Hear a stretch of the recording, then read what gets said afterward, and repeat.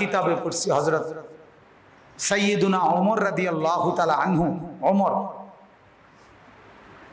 যখন আমিরুল মুমিনিন হয়েছেন, আদা জাহানের বাদশাহ হয়েছেন, খলিফা, তখনও তিনি মাঝে মধ্যে মসজিদে নববীর এরকম মিম্বরের মধ্যে বসে তিনি মাঝে মধ্যে বলতেন সাথীদের সামনে, সাহাবীদের সামনে, শোনো তোমরা চেনো এই ওমরকে? ওনাদেরকে বলতেন, এই ওমরকে চেনো?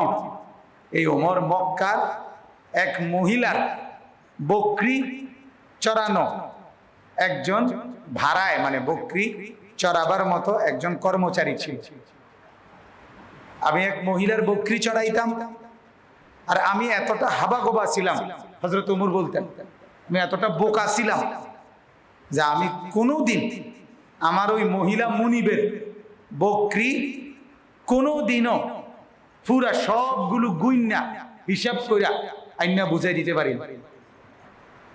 প্রতিদিনই কিছু না কিছু হারাই, আমি এগুলা পাইতাম না খুঁজে। আমি এরকম বোকা ছিলাম।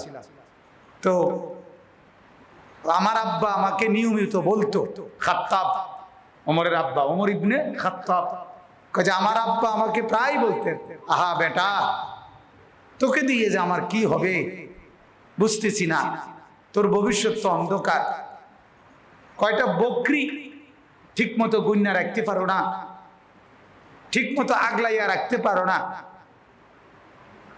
তো তুমি ভবিষ্যতে কি করবা? বুঝেন নাই কথা? বাবার দরদে বাবা বলতো। ওমর বলতেন, আজ ইসলাম আমাকে, আজ রাসূলুল্লাহ সাল্লাল্লাহু আলাইহি সাল্লামের সোহবত আর ইসলামের পবিত্র পরশ আমাকে লক্ষ কোটি মানুষের রাখাল বানায় দিছে।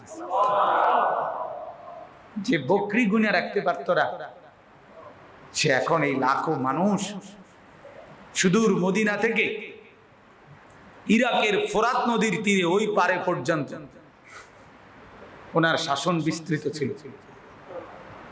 ওনার রাজত্ব ছিল দূর দূরান্তে, দূর দূরান্ত, দূর দূরান্ত। এত বিপুল পরিমাণ